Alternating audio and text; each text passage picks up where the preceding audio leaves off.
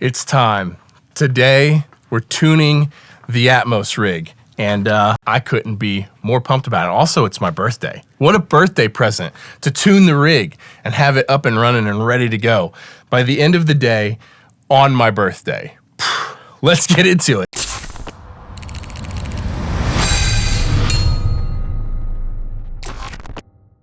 So for those of you that haven't seen, this is part of a huge series. I did the whole construction. We did lots of remodeling, ceiling clouds, soffits.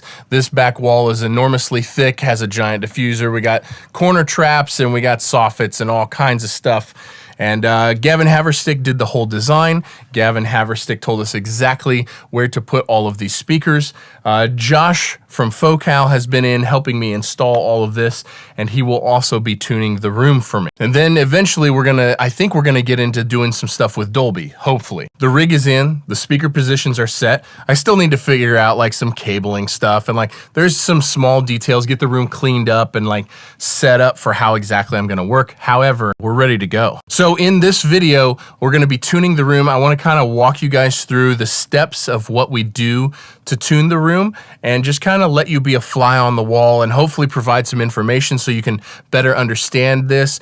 You know, all these speakers, well, I'm gonna let Josh explain all of this stuff. So he should be here any minute. It's time to do this. I'm so pumped. I'm so pumped. What a great birthday present. Yo. Yo. You got caffeine? Let's go. Ready to do this? As ready as I'm gonna be. Let's go. What's the first step? What are we doing first? What do we need to do first? We need to connect everything. But more importantly, we can't tune right there where you want to sit because that's where I can't sit there. Okay.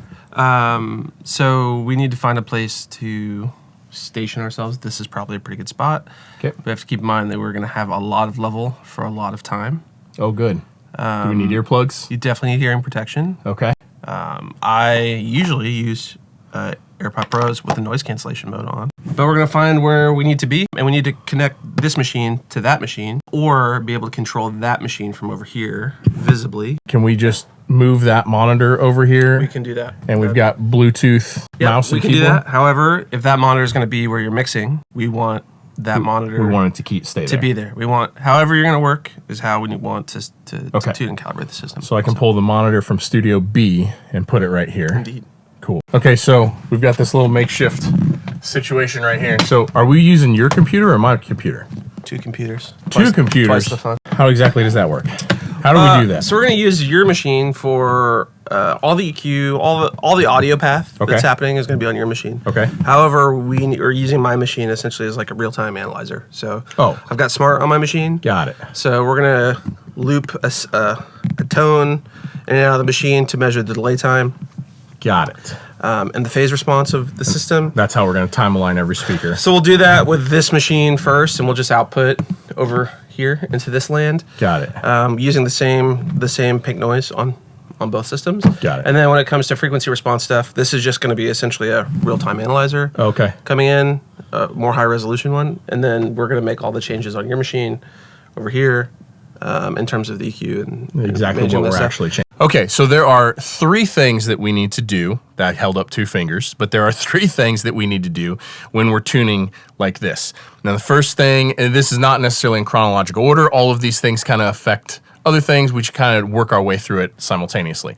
The first thing that we have to be conscious of is time alignment. So because even though we've got each one of these speakers, the surrounds, at exactly the same distance from the listening position, are there going to be any delay, you think, in the surrounds, or is that kind of like, since they're exactly the same? So they're 1/100th of a foot away. So in theory, no. Okay. But we'll probably, you might get 0.07 milliseconds or 0.05 milliseconds or something. So we still will check all that. Yeah, we'll check it. Okay. We'll try not to use it. Okay. And then from there, the heights are not the exact same distance. They're very close, but they're not the exact same distance as the surrounds. The rear heights are slightly further away than the front heights. Like an inch or something. Yeah. So there will be a slightly different delay time for the rear heights than there will be for the front heights. So we got to work all those delays out. The next thing that we have to do is get the frequency response of every speaker in the same ballpark. Now, you would think because they're all the exact same speakers, especially all the surrounds and the heights, that you wouldn't really have to do this. But because they're in a different physical position in the room, that means that the way the speaker sounds, the frequency response that we hear at mix position, is slightly different from each speaker. But especially these height speakers, like these rear height speakers have, I'm going to say, what, a couple dB more low end, probably? Yeah, they probably have a 120 down, probably. from 120 hertz down, they probably have around a couple dB more low end in these height speakers than like the rears and the sides do. So we have to put a little bit of EQ in to make sure that they all sound exactly the same. That's the next thing. Then what we have to do, and again, this is all kind of happening simultaneously, is we have to make sure that the volume, that the output of these at mix position is exactly the same. So because they're all facing different directions, because there's a little bit of reflection here, or because they're up in the ceiling and they're right next to ceiling clouds, there's going to be a variance in output or volume that we hear at the mix position. So we set the microphone up at mix position, and then we measure the output of all of them and trim them all so that way they all have exactly the same output at mix position. That's step number one. That's the first thing that we got to do. And then after that, Dolby has a curve that they recommend that everybody use.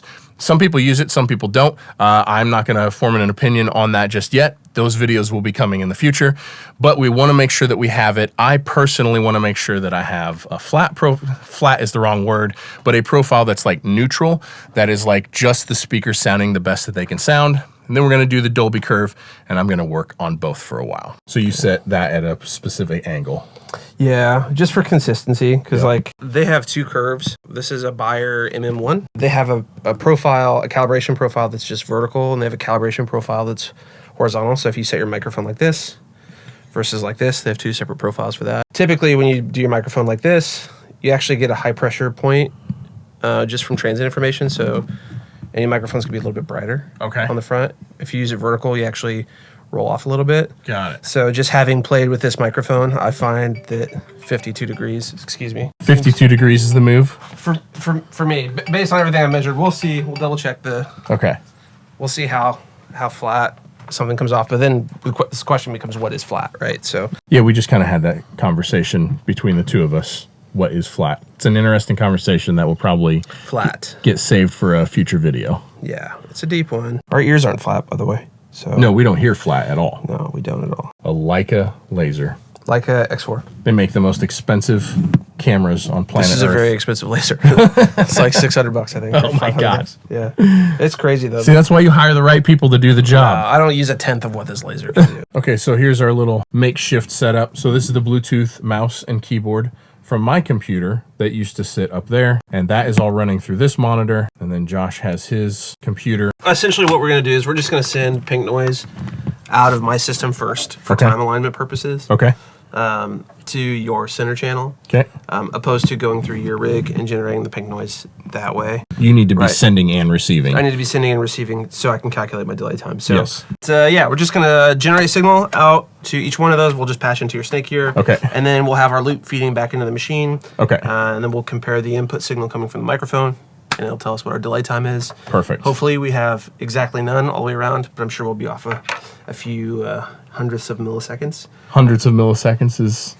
Yeah, and then the top ones will probably be in the ballpark of a millisecond or a millisecond and a quarter. Would you say it was around 1 millisecond per foot? Yeah, that's the rough approximation. It's 1,125. Some people will argue it's 1,130 feet per second. Oh man, we don't want to piss those people off. Yeah, I don't know which is the right answer. I'll preface it by saying that. But 1,125 is the math I've always done. But we'll just let the computer do that work for us. Perfect. And we should be pretty dang close. We triple checked. Sounds good.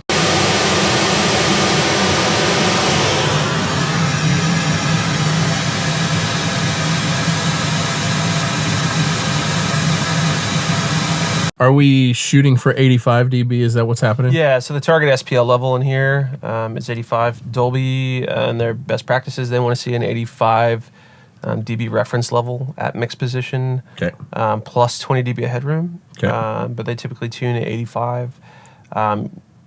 Smaller rooms, non-commercial rooms, they're okay with 82. is that reference level.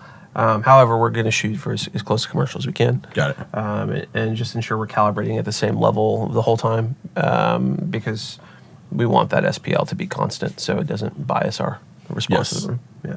Cool. 081324. And there it is. 0813. 0813. Happy birthday! Woo! Can you explain in a super bird's eye view, like what's happening this first step here? Yeah, so we've set up the system. We have an output signal with pink noise. That's essentially the Dolby renders pink noise, played back as a file, feeding out to the center channel at the moment. And we will do all the speakers this way. But we've got that channel. We have that same pink noise feeding out of the system back into the system. So we can do a trace in Smart to determine our a transfer function in Smart to determine our delay time, and also our phase response. We'll do phase response, especially when it comes to the LFE and the subs, their integration with the left and the right channel. So we'll check that. We're also getting SPL level, but at the same time, we're documenting. I have this little spreadsheet, and we are going to document the measured delay versus the exact measured delay or distance between the speakers. So when we set the speakers up and we placed them and we calibrated them, we noted the exact delay, and this is to the 10th, so exactly 6.50, so exactly 6 feet 6 inches from mixed position for all your surrounds. And then we had our height channel distances here. Okay. We did that with the fancy laser. Now we're just going to hopefully confirm those measurements here. If they're not the same, we're going to have to figure that out. Okay. And then we will go through and we will document the SPL levels, the deltas, and this is going to give us kind of a baseline to delay our speakers, and then trim the levels before we start on the frequency side of things. Got it. Perfect.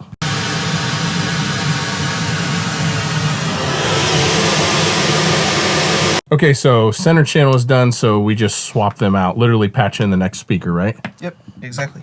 And then just do the same thing for every single one of the speakers. How long does this usually take? How long does it take to tune a room? This part? Oh, in total, it depends on the room. In large part, it depends if the speakers are flat enough. Because so lots of room and speaker and setup dependent. Yeah, very, very much so. So, and it also depends on how many profiles we'll set up. I typically try to do kind of a neutral speaker curve and then a Dolby's curve. So that takes time. Some of them are easier than others. So it can be anywhere from 4 hours to 16, 20 hours. Yeah, just depends. I need to get you a cot. We need to put you a cot over in Studio B. As long as I've got my pillow there, I'm good. Whatever we need to do. All right, so I'm not going to run you guys through each one of these speakers because what you just saw is what we're going to repeat. Just over and over again. For all of these speakers. So really until the subwoofer part. We'll check back in when there's something else to show you. Okay, so we're on speaker number 2, and we've already found an interesting anomaly. Yeah, it's so we have a dB, 1.2 dB more coming off the center channel than off the left speaker. Because we've just tested the center and the left. Yep. Probably because that big glass window, I'm guessing. It's a reflective surface. So it's kicking a bunch of that center back straight. Yeah, that's my guess. We can switch. We'll see what the right does. My gut feeling is the right channel follows suit. With the left. With the left, yeah. The QC process is down to a tenth of a dB coming out of the factory, so not super likely, but crazier things happen. So there's also a lot going on there. There's the giant glass window directly behind it. It's also the only speaker firing directly into the desk and directly into another monitor. Correct. So there's a lot happening on that center channel. No, there could be some energy loss there too, but the reflection off the window is especially, I'm pretty sure, is the culprit. So got it. That one was significantly quieter because it's a smaller speaker, and you said input sensitivity. Input sensitivity is a little lower. So then, when we go into level stuff up, do we just that was the left wide, right? So then, do we just trim that up, or do we? We're rarely pushing because the mains, the LCR have the juice to do whatever we want them to do. Yeah. Right, so the restriction is going to be the size of the small speaker. So we're actually going to bring down the LCR to match the level of the all the other surrounds. Is that kind of best practice no matter what? Always? I don't want to say no matter what. It's super speaker dependent and it's headroom dependent. I know that our specifications, I know kind of where the limit of the speaker is. It's like in anechoic conditions, it's 109 dB SPL. Okay. Before we start hitting our limiter, which is 2 dB worth of give on the speaker. So just given the amount of distance we have and the amount of output we have, we shouldn't have an issue pushing up to that 85 plus that additional 20. Okay. So 105. We're not going to have an issue, but I would rather bring the bigs down in terms of input level because we know they have the juice to push. Got it. Right. So, because once we tune everything else out, you're inevitably going to trim all of your speakers to a certain extent. But we want to make sure that if you want to set to stun and you want to have fun, you want to climb in, you want to blow them away, that you've got the headroom to do that without the system caving. Which is why Dolby has taken so much time and energy in putting every speaker out there into the Dart to ensure that the playback experience is one that's not limited by output level because the format has so much more dynamic range. And what is Dart for those that don't know? Dolby Atmos Room Design Tool. You can go to Dolby's website, Google Dolby, DARDT. I'll put a link down below for it. Yep. And you can download essentially this tool you set up the working dimensions of your space and what speakers you already have or maybe you're considering buying.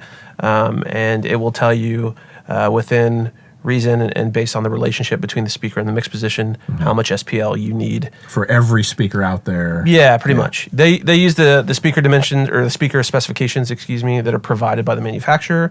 Everybody measures their specs differently. Some are a little generous, some are not so generous. So there's some give and take in there. There's some give and take, but also no two companies have the same measurement procedures or facilities or any of that stuff. But it gives you a pretty good idea of if the speaker you're looking at is going to be able to perform in a room of that space. Or maybe if you need to bring the speakers in closer to you, or maybe you need to purchase a larger speaker. And so the idea is you want to try to hit that 82 or 85 dB at mix position and based on speaker size, speaker model, and distance from listening position. Correct. Then you can use the Dart to figure out if you're choosing a speaker that can do that. Correct. Yeah. Exactly. Okay. Got it. Sweet.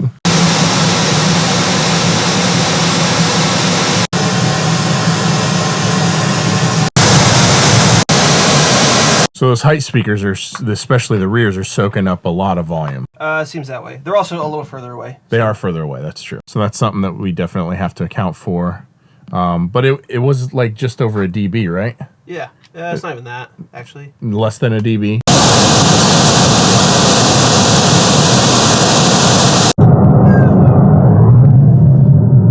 You can see here, here's our delays and our measured SPL level.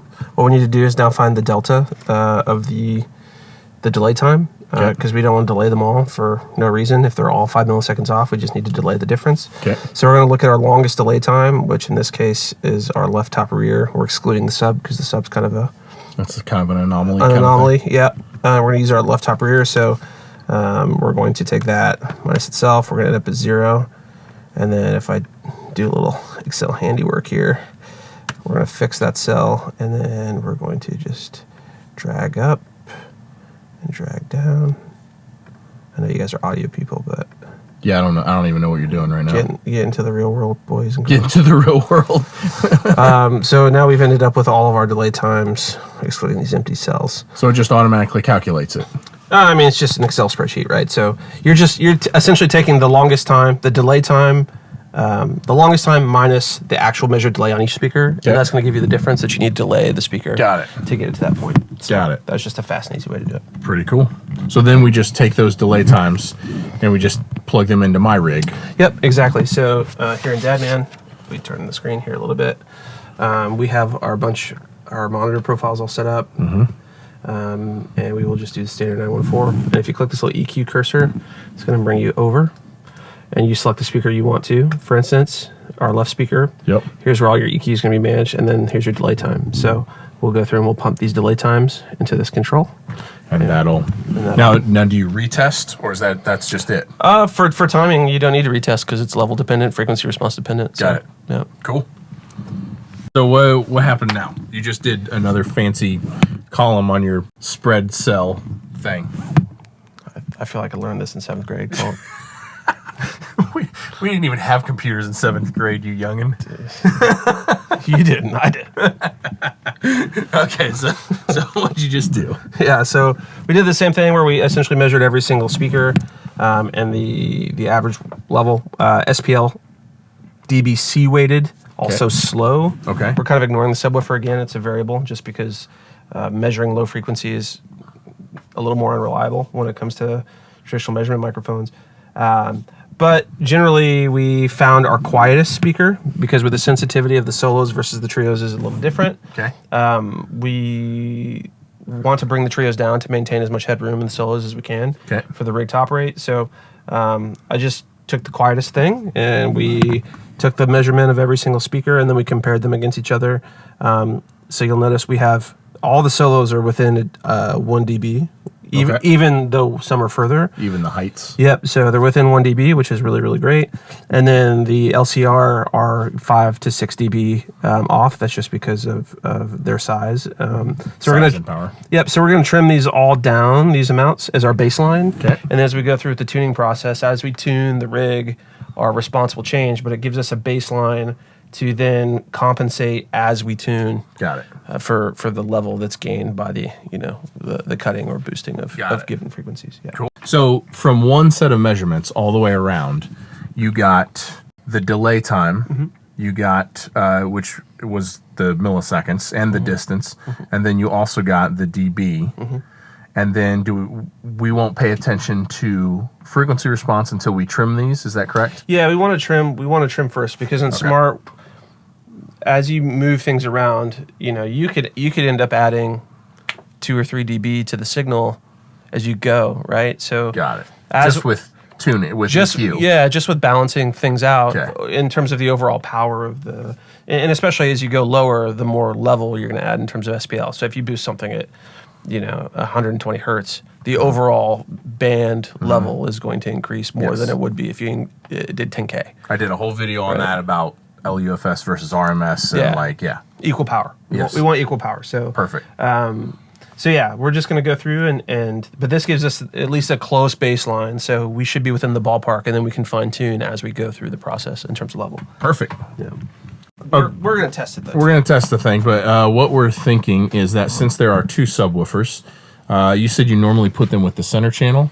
It just depends on the location of the sub. So it's more common to find the subwoofer between the center channel and the left or the right speaker. Yeah. Sometimes there's one on each side. Sometimes they're stacked because the benefit you get of the coupling in terms of the output level of the multiple subs. In this case, because your quarter wavelength problem in your room, we want to leave those subs on that third, right? So what we've done is we're going to leave those there, but we're going to compare the phase response of the left sub to the phase response of the left speaker, and then the phase response of the right sub to the right speaker. In theory, they should be pretty dead nuts on.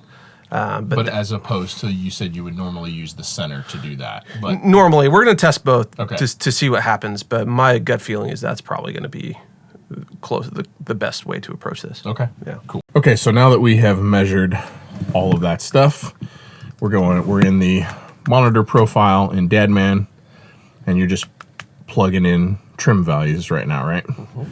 And then after that, we'll plug in delays. Is that correct? Correct. So the trim values go in the monitor profile, but the delay goes right here. Okay, so we've got audio coming out of all the speakers, and we've got them all trimmed and delayed, and now we are just triple checking that all of them are set flat on the back, because on the back of every one of these speakers, you've got a full EQ section here with a high pass and a low mid and a high shelf, and we want to just make sure that those are all at 0.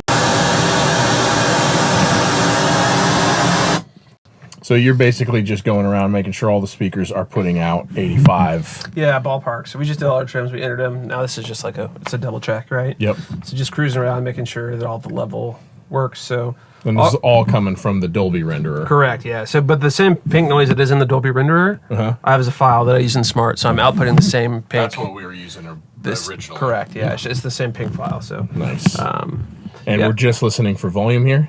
Yeah, I'm just going through to make sure that our volume stays constant. We don't have any outliers that we missed somehow along the way.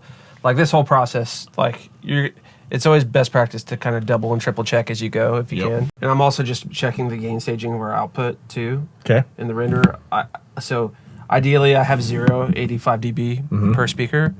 And that way we have an additional 12 dB above that, which is nuts. Okay. But at 0, I want to make sure none of the speakers are hitting anywhere near their limiters. We've got tons of headroom. Okay. And keep on 85 dB per speaker. Yeah.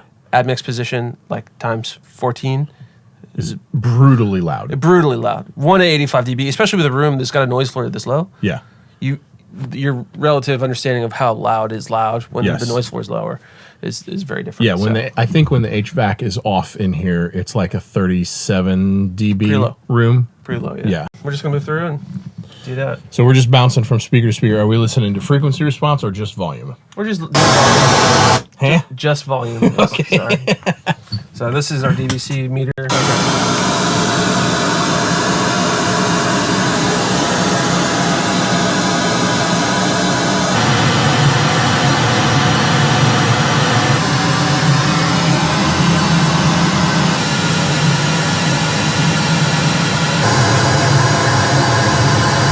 So 2 seemed a little hot and 1 seemed low, right?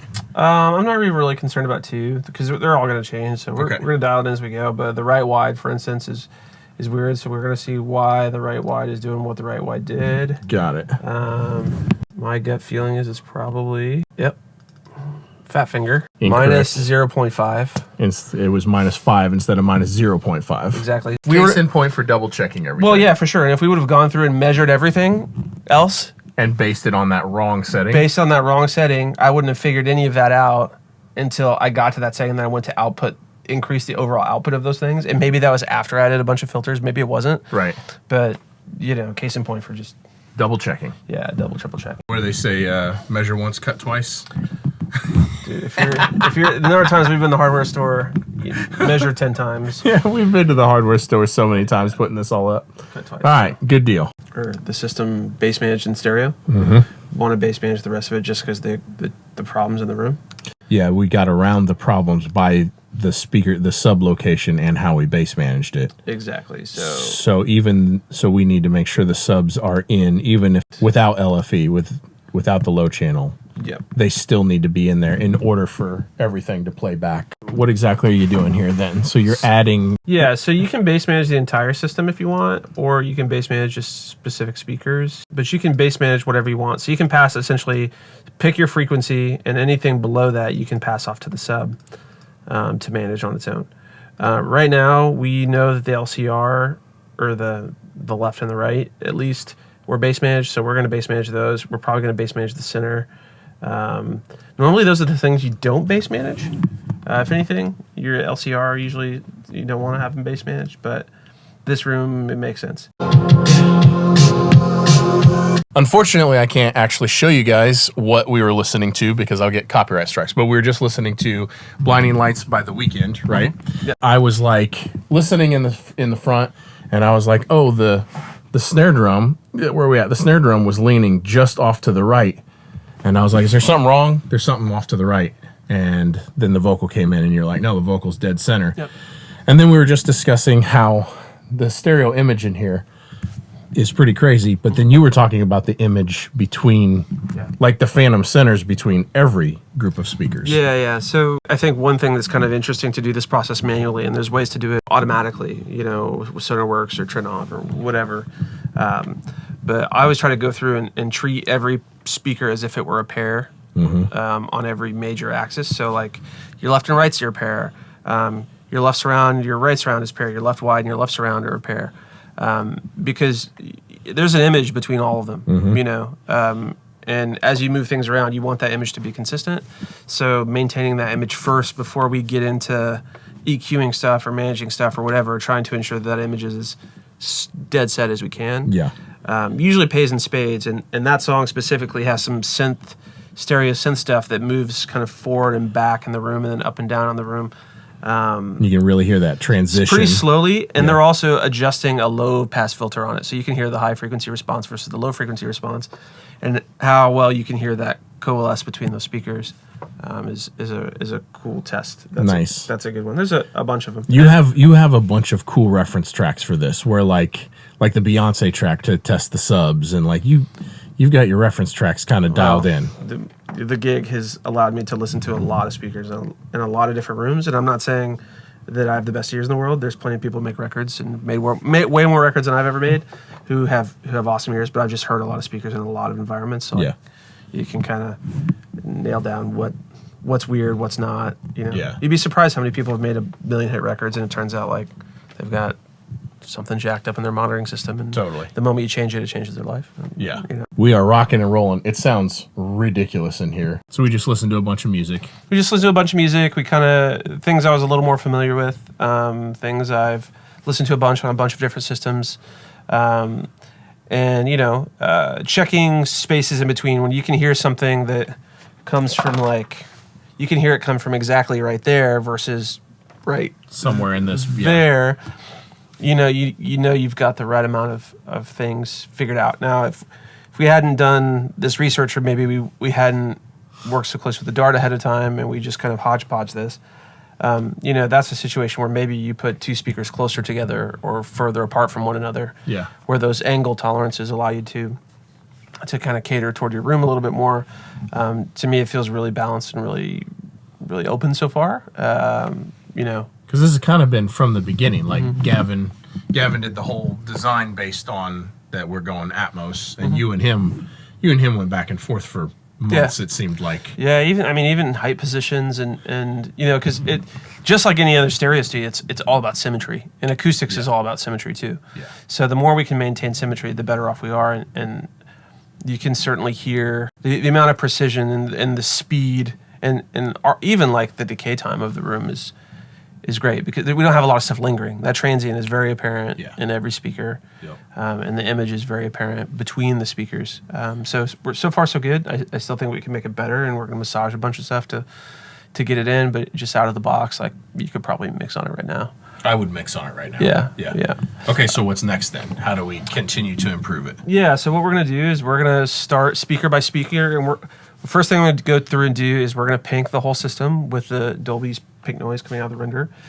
This is coming from your machine. Now we're just using my machine as a measurement tool at this point.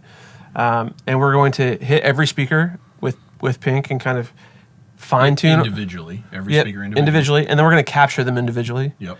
So this is our baseline. So we know. Then we can take kind of a look of, okay, this speaker's performing a little differently here, and we'll kind of look at where the biggest issues are. I typically start with left and right, like I would anything else, and then we compare the relationship of the center channel with left and right, and then we kind of work our way back. I usually go to the rears from there, and then to the sides, and then to the wides, and always kind of using the left and right as the basis for comparison.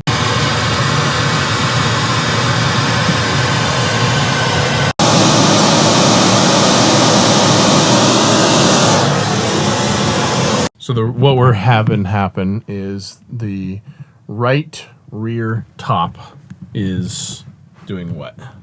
It's just rolling off kind of hard On the top end? Yeah, especially compared to the front channel. Okay. I think it's because you have probably a cancellation off the ceiling. Yep. I'm pretty sure that's.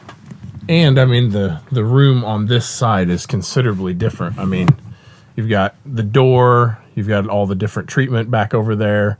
That side has a giant corner trap. And there's probably a lot that could affect it. Thing is I'm not seeing it to the same degree on the left, but it could be that door. Yeah, it could be and there's no treatment back here. Like the door area has significantly less treatment.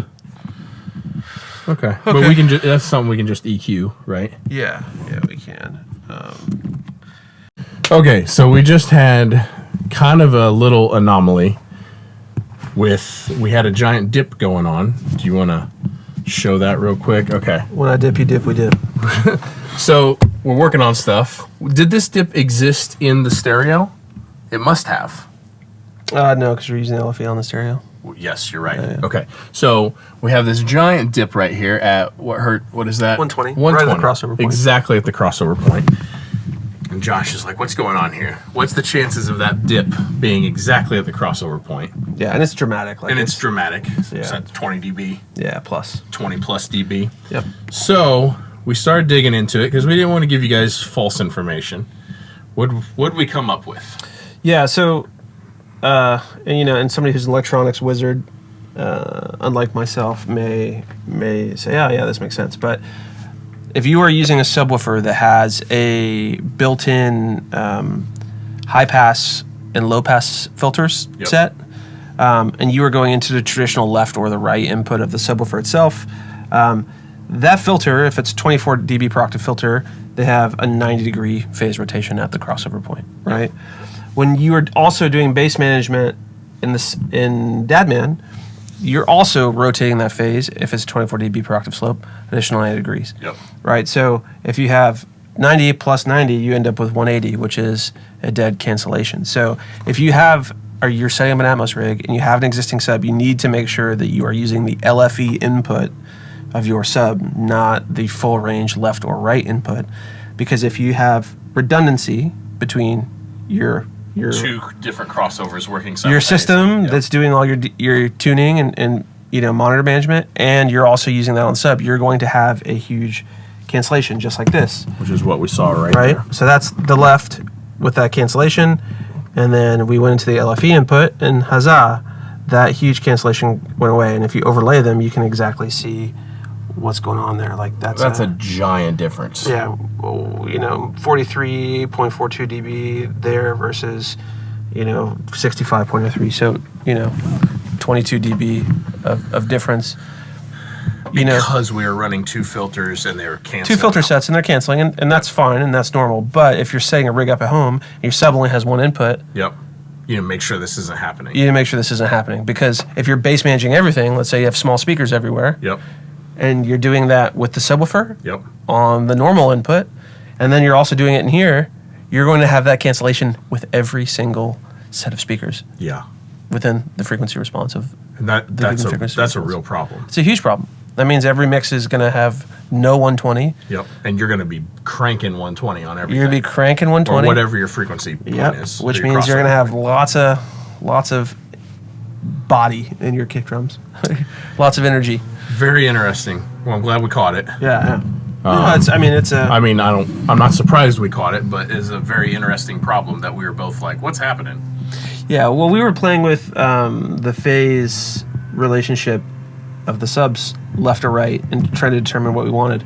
And we were using the filters on the subs to kind of help alleviate the situation, while that potential solution for that problem created a much larger problem. So it's kind of massaging this thing.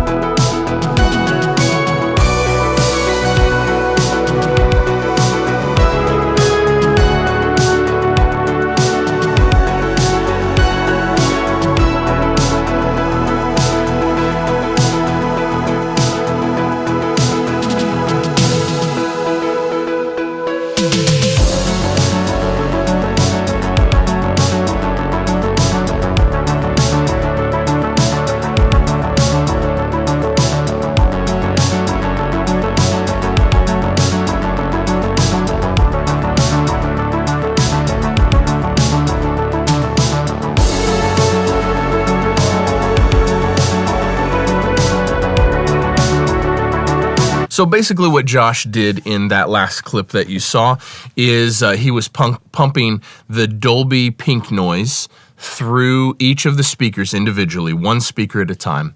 And then he was looking at what was actually happening. He had his microphone, his measurement microphone, and he was looking at the frequency response. And basically what he was doing is just going around speaker by speaker, adding in some EQ in Dadman here, in the monitor profile, or in the EQ here in Dadman on each speaker individually. So that way we could attempt to make each speaker as flat as possible. Therefore, in theory, making the sounds transfer from speaker to speaker seamlessly. That's the idea. And then he packed up and left. And then I've probably listened to 5 or 6 hours of music and then played around in Pro Tools myself with my own stems.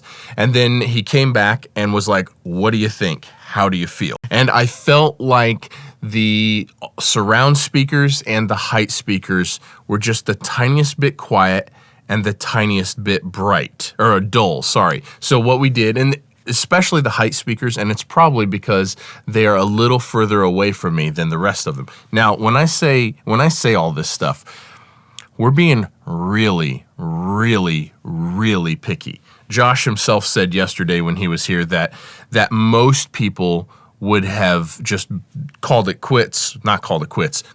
done, days ago. But this room sounds incredible, like the acoustic treatment. So we're gonna pull every ounce out of this rig that we possibly can. We're shooting for the very, very tippy top here. So we turned up all the surrounds and the height speakers by a half dB, and then we added a 10K high shelf on the height speakers of like a third dB, like a 0.3 dB boost.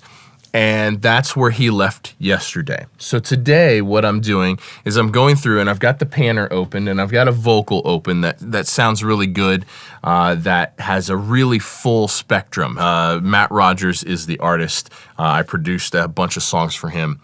And basically his voice has nice sizzle all the way up top and nice body all the way down bottom. It's a very broad sounding vocal. And so what I'm doing is I'm just panning stuff around. I'm starting by having it on the front wall and I'm panning it through the room to the rears. And what I'm trying to do now is I've saved the profile that Josh left with, and then I've saved a new profile that I'm now working on. And I'm using where Josh left as the starting point for me. And I'm just panning the vocal back and forth throughout the room and trying to do whatever I can in the fewest moves as possible. I don't want a ton of EQ. I'm trying to get to this finish line in the fewest moves as possible, so that way the vocal sounds exactly the same as I pan it through the room. It doesn't get louder or quieter. It doesn't get brighter or darker. It doesn't get more or less presence. It doesn't get more or less low end. I want it to feel as seamless as possible running through the room. Now, part of this is the fact that we're using 2 different types of monitors. I've got Focal Trios right here, and then all the rest of them are Focal Solo 6s. These are Trio 11s and Solo 6s. Part of this is that they're 2 different speakers. At least they're in the same family, so that makes them sound similar. And then part of this is the fact that they're all in different positions around the room and facing different directions. So what we're really just trying to do is combat the different directions, the different physical positions, and the different speaker models in a way that makes it sound seamless. And I'm talking actually seamless, where it's imperceivable, the difference between whether they're in the left and right, or the rears, or the sides, or the wides. That's what I'm shooting for. Then once that's done, then I'll move on to the heights. And I'm just playing around with some EQ, playing around with some output levels, and just trying to really fine-tune this. We're talking, EQ moves of 1/4 dB and volume moves of less than 1/4 dB, trying to get this perfect. So that's where we're at right now. And then once all this is done, today's Friday, August 16th. Once all this is done, once I'm happy with this, that's what I'm doing all day today. Once I'm happy with this, Josh will come back on Monday. I think he's coming back. And then basically, I think the next step when he's here is we're going to do the Dolby Curve next. It sounds absolutely incredible. For those that don't know, what I'm doing is I'm running the Avid Studio Matrix as the interface and all the outputs of all the speakers are coming out the Avid Matrix Studio. I don't know why I keep saying Studio Matrix, which runs off of this Dadman software. And we have all these different EQ points and all our delay values, and all of that is in Dadman, the software that runs the Matrix, the Avid Matrix Studio. So literally all of the tuning, all of the calibration, all of the EQ changes, everything that's happening is all happening within Dadman through the Avid Matrix Studio. Excuse me. I'm gonna get back to it.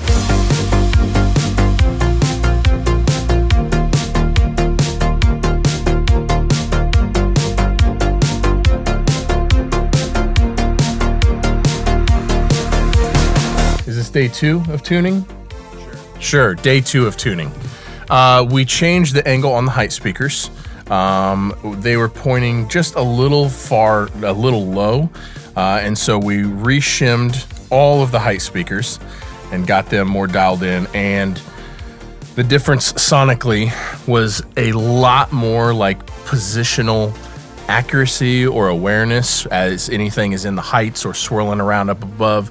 It's much more like pinpoint accurate now. So that's great.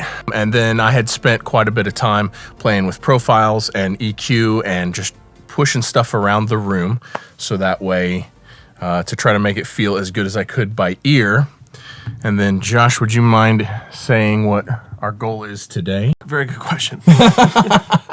So I think a big part of this just generally is in the initial part, figuring out what Cole likes, what he knows. He knows his trios. He's used them forever. So when we set out initially to tune the system, the first part was to kind of mitigate all the acoustics differences between speakers in the room. We did that.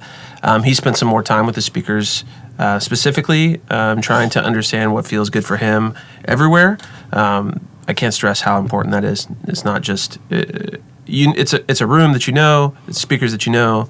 Let's work with something that you know, not just tune things to a flat line, and that is the way it is. Yeah. So we're going to kind of lean on that a little bit more now that we've mitigated the room stuff, and we're going to build a target profile for his left and right setup, and we're going to try to go through and get closer to what he's used to.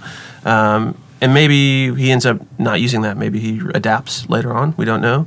But at least maybe it's the best thing I've ever heard. Or maybe it's the best thing you've ever heard. We're not sure. So, but we're gonna do that first, and then that shouldn't require a lot. They're all pretty similar for the most part. We do have some low frequency extension. It's a bigger box. You're never gonna make it feel the same there. Maybe a little bit between the trio and the solos. Correct. Yeah. And there's a little bit of a speed difference too. But generally, it sounds pretty good. Feels pretty good. And then we're gonna get the Dolby Curve land after that.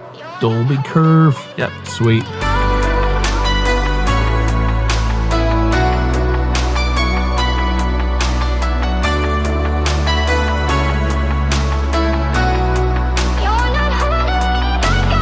Josh has finished another round of tuning, and basically, well, actually, could you just tell people what your goal was this past go around? Yeah, so kind of did the first round of tuning to get our levels aligned and calibrated, and also remove some acoustic inconsistencies in the space. And then Cole took the time to sit down and listen for a while. And he knows the trios really well. And obviously there's solos everywhere else, with the exception of the LCR. So opposed to just saying, okay, this is what it is, and you're going to stick with it, and that's your only thing, we said, okay, spend some time with it. And Cole noticed a few discrepancies that he noticed. The surrounds weren't quite as, maybe not quite as bright. There wasn't as much transient response at the top. So after spending a few days with it, we said, okay, let's go back through and maybe closer align the surround speakers to what he knows in his LCR a little bit more clearly, because he's working in this room every day. It's one thing to come in and put a bunch of things on a chart, EQ, manage all that. It's a whole other thing to work in here, and we want it to work for Colt, not for Smart or whatever. Yeah. So that was the goal. We went through and touched everything up.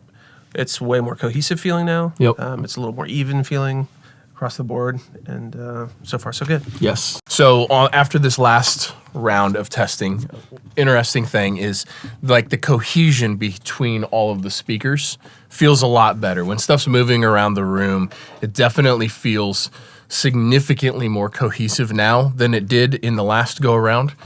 So I think what we want to do now is I want to work. I want to mix, 5, 10 songs and see how this translates, make sure this is translating to the binaural in the way that I want it to.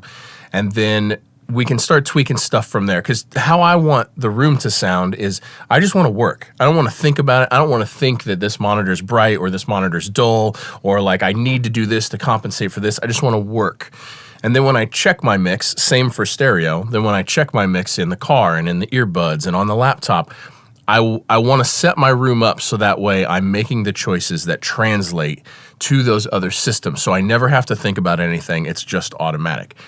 So that's kind of where we're at now. With this system is I just need to work and see how the translation is over a handful of songs in different genres and whatnot.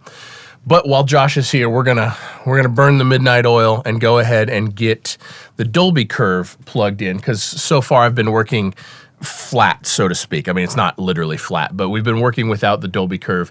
And the Dolby Curve is something that I really want to experience. I really want to play around with. I really want to wrap my head around it. And also in a facility like this, you should have it anyway, because when other people come in to check, a lot of people mix on the Dolby Curve, and we just want to make sure that we have all of these profiles set up and ready to go. So for those that don't know, why don't you explain to me what the Dolby Curve is, so for those that don't know or have never heard of it. Yeah, so Dolby has a curve. They just call it a calibration curve, essentially. That's part of their best practices, and they have found that going from studio to studio to studio, when they were in the process of developing Atmos, that this curve allowed for the best translation between rooms. So you want to be able to go in and QC a mix and know that it's going to translate. They feel the curve is the way to do that. There is some disagreement with that. But Dolby, I have the sense that they developed it for a reason. It's not just some imaginary thing. And the beauty of it is you can have both. You can have a natural response. You can have a super flat response. You can have Dolby's curve. I definitely recommend having that and as many options as you want. You can use that as a QC measure to maintain your system. But and I imagine that a lot of people could really switch back and forth in the same way that we mix with multiple pairs of monitors. 100%. Switch back and forth between curves and make sure there's no changes to be made. There's no reason not to have it. And I hear that argument a lot. I hear like I don't like the curve, whatever, or I only mix on the curve. It's like, well, I don't need to have skin in the game here. Right. Just have both. Just have both. And if you gravitate toward one or the other, or maybe somewhere in the middle, we found that your kind of natural curve is kind of like almost a little bit less than a half curve, I'd say. Yep. That's fine. Yep. Push a button, change, listen, and move on. So, and that way your client can, your job as an engineer is to essentially QC for your clients to ensure everything's moving. So that curve helps do that. I'm all for it. This is essentially what the curve looks like. So it's a dB.5 per octave, starting at 1.8K roughly. Then you have about a 1 dB bump at 120.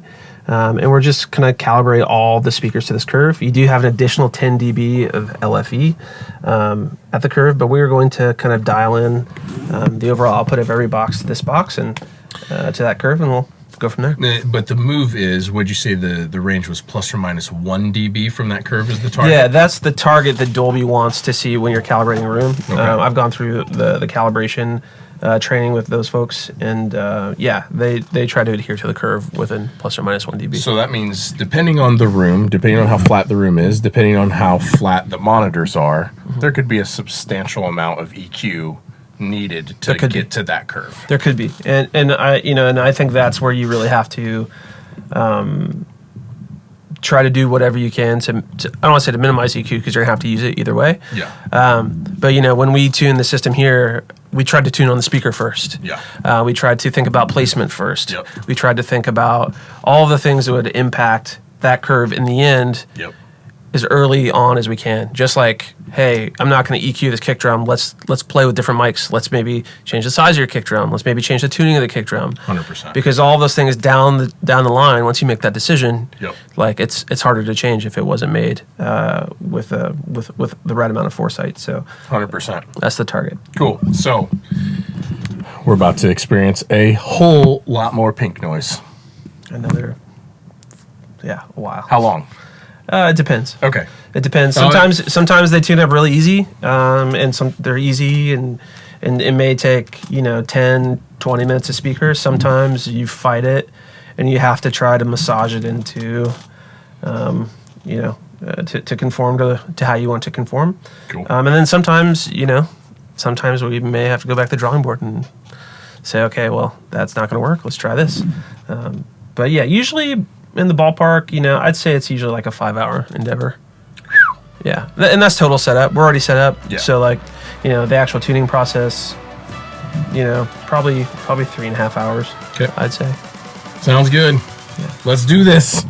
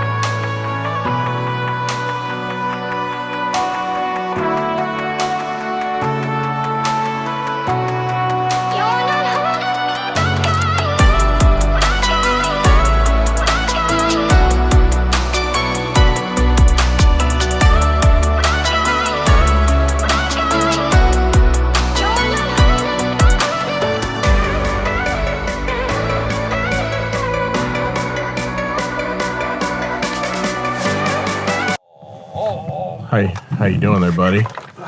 Great. Are you good? I got here at. You got here at 8:20 a.m. What time is it? That was 10 minutes early, by the way. It's 8 p.m. You've now been here 12 hours. Happy to be here. You're an animal. Dolby Curve is in. We are curved. We are curved. Okay, so we're in full nighttime mode now, so pardon the lack of impeccable lighting. We did have some issues in the flat profile and the Dolby profile with what we think. You think it's a cancellation off the producer's desk, right? Well, because we did the test where we put a towel here to see what happened. Yeah. And it mitigated some of that. But we have a cancellation kind of coming off the desktop to the mix position, and then also the direct sound of the mix position. So Yeah. it's pretty gnarly cancellation. How many dB was it? It's like 8, I think. I have to look. Yeah, it was a lot. It's like 8 dB. Really narrow. Yep. Really Super narrow at like 170. Yeah. So that's just something we kind of left alone. And you may move the producer's desk back. I may scoot this to mitigate back. some of that. I think you're still going to get some of it no matter what you do. I could probably justify having this 6 inches further back. It may be 8 inches, and I'd still be okay with that. But yeah, it's definitely one of those things that we may have to just compromise and just live with. And this is the nature of any recording studio. Yeah, because no one can have an empty studio, right? No. Like there's gear. There's very few blackbirds. There's very few blackbirds. Yeah. I mean, it's true. It's true. So you're the man. Thanks for all your help, dude. Thanks for having me be part of it. Now, I'd like to go over the translation of this room now that I've been working in it for a while and it's been tuned for a while. But first, I just want to thank Sweetwater for sponsoring this video. Anytime you guys need any piece of musical gear whatsoever, you can jump on any one of my videos and click on the link, any of the links in the description of any video. And when you do that, it goes a long ways to help support this channel and help me keep making educational and informative content just like this video. So anytime you guys need any piece of musical gear, jump on any video, click on any link, and purchase anything that you need. And I really, really appreciate it. So thank you, Sweetwater, for sponsoring this video. Okay, translation. Now, I went over in this video how I like to mix. I don't want to think about things. I just want to mix, make the adjustments that I feel need to be made in the moment while I'm mixing. And then I want to set the room up and have the sound that comes out the speakers be in a way that those decisions that I make translates to everywhere else. For instance, if the monitors in my room sound too dark, I'm gonna mix too bright. And when I listen, I'm gonna just make the decisions that I wanna make in the room. But if the monitors are too dark, when I listen to it everywhere else, it will sound too bright because I will have boosted too much top end, compensating for the darkness of the monitors. If the monitoring system in here, if I've got the subwoofers turned up way too loud, then my mixes are gonna be light everywhere because I'm not gonna put as much low end into the mix because I'm going to think there's plenty there because of how this is calibrated. And then when I listen to it everywhere else, there's not going to be as much low end. So this is kind of what I'm talking about. I want to just mix. And there is some elements to learning the room, but I just want to mix. And then the translation should be excellent everywhere else if I've set this all up correctly. And obviously this gets significantly more complicated with Atmos because there's so many phantom centers. I mean, we're used to just there being a left and a right, and there's a phantom center between the left and the right. But now you've got the left and the left wide, and there's a phantom center here. And you've got the left wide and the left side, and there's a phantom center there. But you've also got the left wide and the left top, and there's a phantom center here. But there's also a phantom center between here and this speaker, and there's a phantom center between this speaker and this speaker. It's right here. So there's dozens of phantom centers everywhere, and I think when you get this right, your ability to place something anywhere in the three-dimensional space, and then your ability to do whatever you need to do to it, EQ it, compress it, clip it, whatever, turn it up and down, as well as the location you're choosing for it to be. It can just be significantly more accurate when the room is tuned well. And the translation of this room it's turning out really, really good. I have not tweaked anything since that last clip that you saw. It's been about a week and a half, and I've been working in here every day, actually mixing and listening to music. And when I check my Atmos mixes in the headphones, it's spot on. Like, it's exactly what I want it to be. And I've sent a couple Atmos mixes to a few other people, and they've confirmed that it's pretty good. So I'm really, really, really pumped about that. Now the Dolby Curve, because there is some debate about it. I'm not gonna sit here and act like there's not some debate about it. We'll see if Dolby actually gets involved in these series of videos, because I would love to have Dolby actually come in and tune the room themselves to just kind of see how they do it. I think they use way more microphones. I'd just be really curious to see what that process looks like.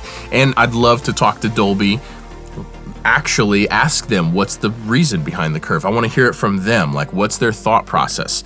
But for me personally, so far, I'm very new at this, but so far, the curve has been a second set of monitors. For years, I've mixed on multiple pairs of monitors, where I'd always have my mains, whatever they are, and then I always had at least one other pair, which was always the Auratones.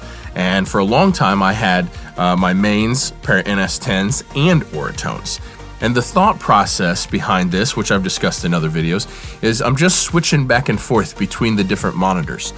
And when the mix gets to the point where there's nothing left to change, regardless of what monitor I'm listening on, then I know that mix is going to translate everywhere. The car, the laptop, the grocery store, overhead speakers, literally everywhere. The curve to me is like a second set of monitors so far. So I'm mixing flat, and then I flip over to the curve and I mix for a while, and then I'm mixing flat, and then I'm flat, not actually flat, but flat, and then I'm mixing on the curve for a while. And so far, when I get the Atmos mix to the point where I don't really want to change anything on either curve, it seems to translate really well. So as of right now, being only a handful of mixes in on this rig, that's kind of how I'm approaching the curve. So I hope that helps somebody. But this video has gone on long enough. And this is a really long video about possibly the most boring topic in pro audio. So for those of you that are still here, if you're still here, drop me a comment. Let me know that you're still here.